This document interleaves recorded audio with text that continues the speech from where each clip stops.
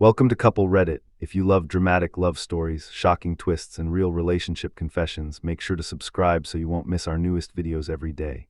She said, I'm going to my high school ex's birthday party. You weren't invited, so don't wait up. I said, enjoy yourself. Then I didn't wait up or text or call for 48 hours. Her voicemail messages went from angry to worried to desperate. I, 32 male, got the announcement on Thursday evening. Vanessa, 29, and I were making dinner. While I was making dinner, she was scrolling through her phone when she dropped it casually like she was telling me she needed to pick up milk. Oh, by the way, I'm going to Troy's birthday party on Saturday. It's just high school people, so you weren't invited. Don't wait up. I stopped chopping onions, looked at her. She wasn't even making eye contact, still staring at her phone. Troy, your ex-boyfriend, Troy. Yeah, it's his 30th. Big milestone. The whole crew from senior year will be there. She finally glanced up. It's not a big deal. And I'm not invited. It's a specific vibe, high school nostalgia thing. You wouldn't know anyone anyway. The casual dismissiveness hit different. We'd been together for 4 years, lived together for 2, and she was telling me, not asking, telling that she was going to her ex's party and I should just, sit at home. Don't wait up, she added, turning back to her phone. It'll probably go late. Every instinct screamed to argue, to tell her how messed up this was, to demand she not go. But something clicked, a weird calm washed over me. Enjoy yourself, I said. She looked up, surprised, maybe disappointed, like she wanted the fight. That's it, you're cool with it, you're going either way, right? Well, yeah, but I thought you'd make it a thing. Now I went back to the onions, have fun. She seemed thrown off but recovered quick. Okay, cool, thanks for being mature about it. Saturday came. She spent 3 hours getting ready. Full makeup, the dress she wore to her cousin's wedding last year. The expensive perfume I got her for Christmas, for a casual high school reunion. You look nice, I said when she came out. Thanks. She kissed my cheek, leaving a lipstick mark. I'll probably crash at Bethany's place if it gets too late. You know how these things go. Sure, you're really okay. Totally. Have a great time. She left at 7:03 p.m. The second the door closed, I grabbed my phone and turned it off, completely off. Then I packed a bag. See, here's the thing. My brother Derek lives about 2 hours away. We've been planning a weekend to check out this new brewery district that opened near him. I texted him Tuesday before Vanessa's announcement asking if this weekend worked. He said yeah, so that's what I did. I left a note on the kitchen counter, went to Derek's back Sunday night, grabbed my stuff, got in my car and drove. No text, no call, no have fun, be safe, just gone. Turned my phone back on once I got to Derek's. Immediately notifications exploded. 8 texts from Vanessa, all within the first hour. 8:47 p.m. Hey, you didn't respond to my last text. Did you get it? Hello? Okay, this is weird. Why aren't you answering? Are you seriously ignoring me right now? Wow, so mature. Whatever. Enjoy your little tantrum. I showed Derek. He read them and shook his head. Bro, she told you not to wait up. Exactly. So you're teaching her a lesson? Nah, I'm just not waiting up like she said. I turned the phone off again. Sunday morning, I turned it on to 20 more texts and 5 voicemails. The tone had shifted dramatically. Text from 1:47 a.m. Okay, seriously, are you okay? 3:21 a.m. This isn't funny anymore. I'm getting worried. Can you please just respond? I'm coming home. You better be there. The voicemails were something else. First one from 11:58 p.m. Saturday. Hey, so I know you're mad or whatever, but this silent treatment thing is childish. Call me back. Second one, 2:13 a.m. Okay, I'm leaving the party now. This is ridiculous. Where are you? Third one, 7. I came home and you're not here. Your car is gone. What the hell is going on? Call me right now. Fourth one, 13 m. I'm freaking out. Please just tell me you're alive. I'll even apologize if that's what you want, just to answer your phone. Fifth one, 11:15 a.m. Fine, I called Derek. He said you're fine. So now I'm pissed again. Get home. We need to talk. Derek had indeed gotten a call, told her I was fine, hanging out with him, and that's all she needed to know. I spent Sunday helping Derek paint his spare room, grabbed lunch, watched football, normal brother stuff. Around 6 p.m. I headed home, pulled into our apartment complex at 8:03 p.m. Vanessa's car was there. Lights were on in the apartment, took a breath, went inside. She was on the couch, laptop open, looking furious. The second I walked in, she exploded off the couch. Where the hell have you been? Derek's place left you a note. A note? You disappeared for 2 days with a note. You said don't wait up, so I didn't. That's not what that means, and you know it. I set my bag down. What did it mean then? It means she stopped, realizing the trap. It means don't stay awake worrying, not vanish completely. It seemed pretty clear to me. You were going out, didn't want me to wait, so I made my own plans. You ignored all my texts, my calls. I thought something happened to you. Weird, I told you I'd be at Derek's, even left a note. You knew I was fine. You could have answered why. You were at Troy's party having a great time with people I don't know. Didn't want to interrupt. Her face went red. This is about Troy. It's about respect. You told me not to wait up. I respected that. By running away, by making my own plans just like you. She stared at me, breathing hard. Then her expression changed, softer, more manipulative. Baby, I didn't mean for you to feel excluded. It was just one party. In your wedding guest dress and Christmas perfume, I wanted to look nice for your ex-boyfriend. It wasn't like that. Then what was it like? Explain it to me. Because from where I'm standing, my girlfriend spent 3 hours getting dressed up for another man's party, told me I wasn't welcome, and expected me to just sit home alone waiting for her to come back. Maybe after crashing at Bethany's or wherever. You're twisting this, am I? Because that's exactly what happened. She switched tactics. Tears started forming. Why are you being so mean? I thought we were past this jealousy thing. I'm not jealous. I'm just done being disrespected. Disrespected? I went to a party. You went to your ex's party, told me I wasn't invited, got dolled up like it was a date, and planned to stay out all night.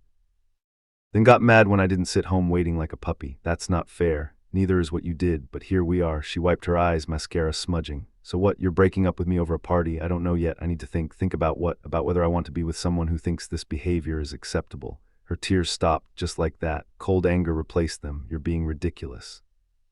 Everyone's boyfriend lets them hang out with old friends. Hang out, sure, but this wasn't hanging out. This was a calculated disrespect, and you knew it. That's why you told me not to wait up instead of asking if I minded. I'm not apologizing for having a social life. I'm not asking you to, but I'm also not sticking around to be disrespected.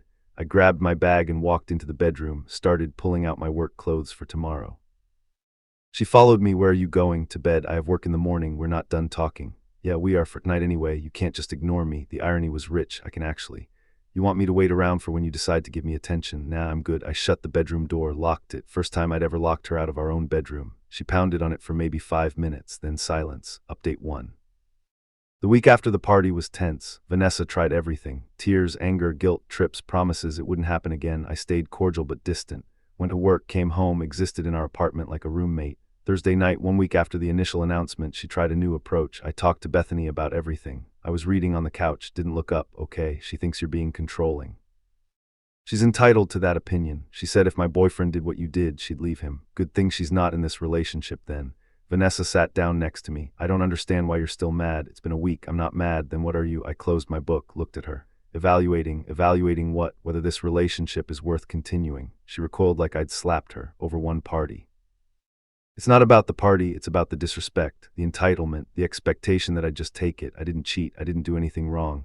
You prioritized your ex-boyfriend's feelings over mine, spent 3 hours making yourself beautiful for him, told me I wasn't welcome, then got mad when I didn't sit home waiting. It wasn't about Troy, wasn't it though? Be honest.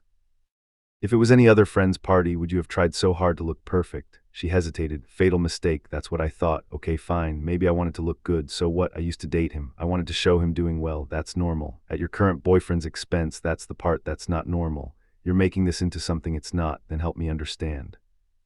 What would you have done if I told you I was going to my ex-girlfriend's birthday party? You weren't invited and not to wait up. Silence. Exactly. Friday night, her mother got involved. Diane called my phone around 8 p.m. Hello, we need to talk about Vanessa. Diane's voice was sharp, accusatory. Hello to you too, Diane. Don't be smart. My daughter is devastated. She says you've been giving her the silent treatment for a week. That's not accurate. I've been cordial, just distant. Over a party, you're going to throw away 4 years over a party. Did she tell you the details about whose party it was? Her old friend Troy. So what? Her ex-boyfriend Troy. The party I wasn't invited to, that she got dressed up for like it was a wedding. Pause. Well, she's allowed to have friends, absolutely. But she's not allowed to disrespect me and expect no consequences. Consequences? Who do you think you are? Someone who knows his worth. Look, Diane made a choice. She chose to prioritize her ex's feelings over mine. Now I'm making choices about what I'll accept in a relationship. You're being a child maybe, or maybe I'm finally setting boundaries. Either way, this is between me and Vanessa. She loves you, then she has a funny way of showing it. I hung up. Probably shouldn't have, but I was tired of defending my position. Saturday morning, Vanessa was cold, barely spoke. Around noon, Bethany showed up without being invited. I was in the living room when I heard Vanessa let her in. Hey, Bethany said, spotting me. We need to talk, do we? Yeah, you're being super unfair to the... I sat down my coffee. I'm listening. She went to a party, that's it. And you're punishing her like she committed a crime. Is that how she explained it? She said you disappeared for 2 days and have barely spoken to her since. Did she mention why? Bethany waved her hand dismissively. Because she went to Troy's party. Big deal, without me. After telling me I wasn't invited, after getting dressed up like she was going on a date, so she wanted to look good. Girls do that. For their ex-boyfriends, while their current boyfriend sits home, you're insecure. I laughed, couldn't help it. Yeah, sure, that's it. I'm insecure. Not that my girlfriend disrespected me and expected me to be okay with it. It's controlling to tell your girlfriend who she can see. I didn't tell her she couldn't go. I said, enjoy yourself. Then I went to my brother's. How is that controlling? That seemed to throw her. Well, you ignored her texts. She told me not to wait up. I took her at her word. Vanessa jumped in. See, you did it to spite me. No, I did it because I wasn't going to sit around waiting for you to come home from your ex's party. I have self-respect. This is ridiculous. Bethany stood up. Though you deserve better than this if he can't handle you having male friends. I have zero problem with male friends. I have a problem with my girlfriend prioritizing her ex-boyfriend's birthday party over her current boyfriend's feelings. There's a difference. You should leave him, Bethany said to Vanessa. Seriously, this is toxic. Something in me snapped, not to anger but to clarity. You know what, she should. If she thinks my boundaries are unreasonable, she should definitely leave. Vanessa's eyes went wide. What? I'm serious. If you think going to your ex's party without me dressed to impress, then getting mad when I don't wait around is acceptable behavior. Leave. Find someone who'll put up with it. You don't mean that. I do, because I'm done arguing about this. Either you understand why what you did was disrespectful or you don't. If you don't, this won't work. Bethany scoffed. Wow, manipulative much, not manipulation, honesty. I'm not going to beg someone to respect me. I stood up and grabbed my keys. Where are you going? Vanessa asked, panic in her voice. Out. Unlike you, I'll actually answer my phone if you need me. Left them both sitting there, drove around for a while, then ended up at Derek's again. He took one look at my face and handed me a beer. She brought back up, he asked. Her friend Bethany came to tell me I'm controlling. For what? Not waiting around while she parted with her ex. Apparently, Derek shook his head.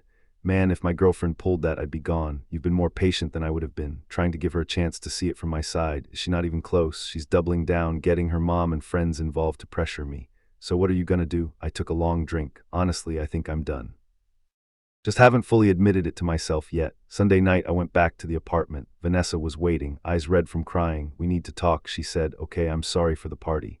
For everything, I didn't realize it would hurt you this much. The party hurt, but what hurt more was your reaction after, the defensiveness, the refusal to see my side, bringing in your friend and your mom to gang up on me. I was confused.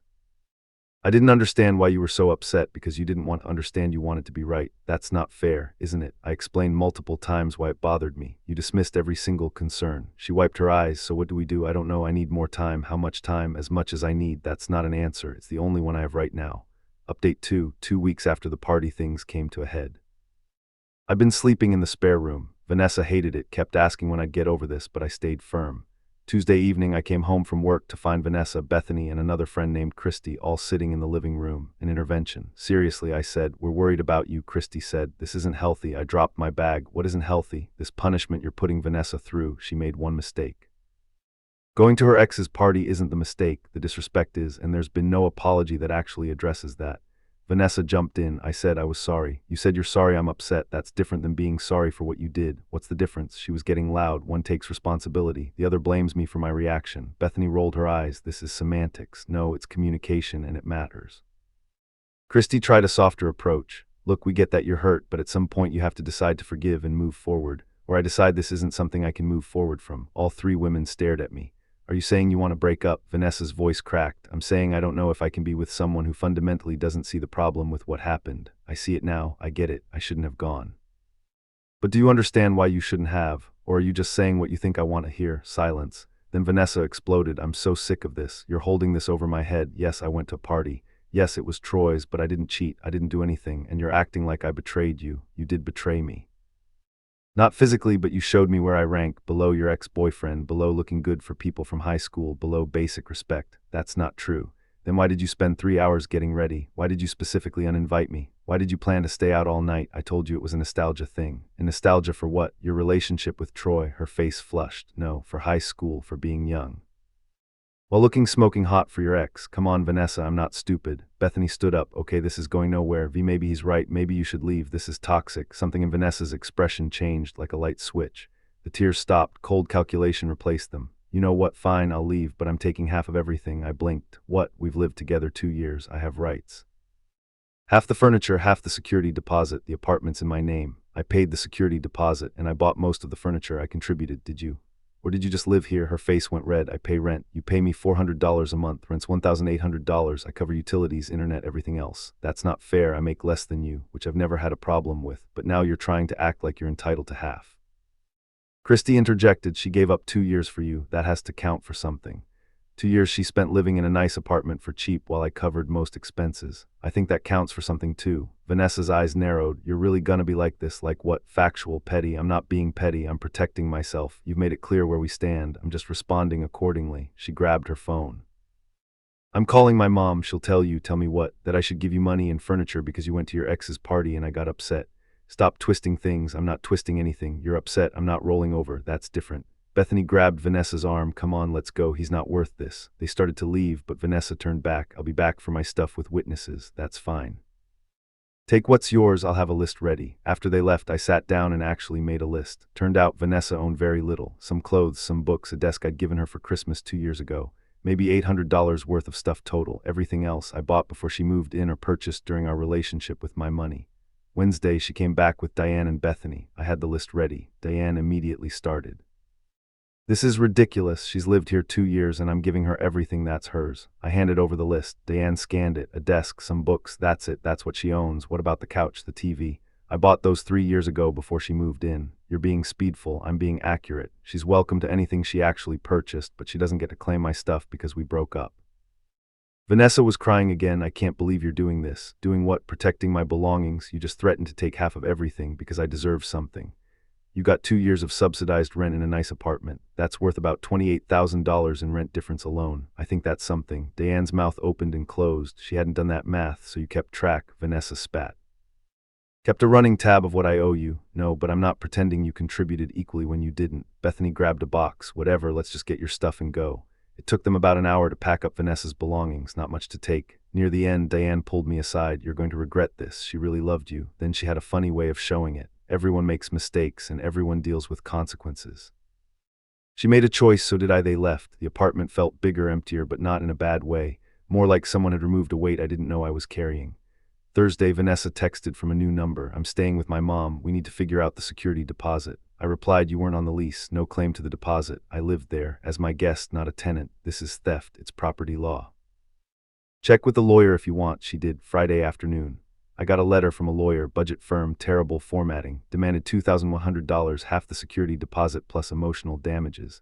I replied through my cousin who's a paralegal, short letter. Miss last name was not on the lease. She paid minimal rent as a guest. She has no legal claim to the security deposit or any compensation. Cease contact or will pursue harassment charges. Never heard from the lawyer again. Final update. It's been 6 weeks. Vanessa's living with her mom. According to mutual friends who still talk to me, not many, but a few, she's telling everyone I kicked her out over nothing and stole thousands from her. The narrative got wild. Apparently, I'm an abusive controller who manipulated her for years and finally showed my true colors. The party was just her trying to maintain friendships, and I exploded with rage. Fun story, completely false, but fun. 2 people reached out privately. One of her old roommates from before we dated and a guy from her work. Both basically said the same thing. This sounds exactly like what she did in her last relationship. Made herself the victim when things ended. Validating but also sad. Pattern behavior that I'd missed. I haven't dated anyone, not ready. Been focusing on work, hanging out with Derek Moore, actually enjoying my space. The apartment feels like mine now. I rearranged furniture, got a new bookshelf, turned her old desk into a bar cart after confirming she didn't want it back.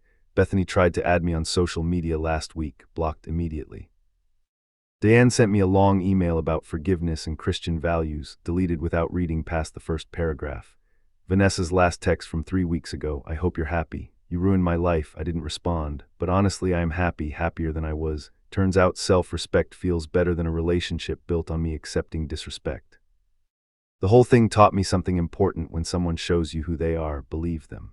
Vanessa showed me she'd prioritize an ex-boyfriend over her current boyfriend, then showed me she'd play victim when called out, then showed me she'd lie to friends and family to maintain that victim narrative. I believed all of it and acted accordingly. Some people think I overreacted, that I should have just forgiven her and moved on. Maybe they're right. Maybe I threw away a 4-year relationship over one party, but I don't think so. I think I ended a relationship that was heading toward me being a doormat, where disrespect was normalized and questioning it made me the bad guy. She wanted to go to her ex's party. Cool. I wanted a partner who'd consider my feelings before doing that. Turns out we wanted different things. No hard feelings, no revenge plots. No dramatic blow-ups, just consequences. She made choices, I made choices. Now we both live with them, and I'm doing fine.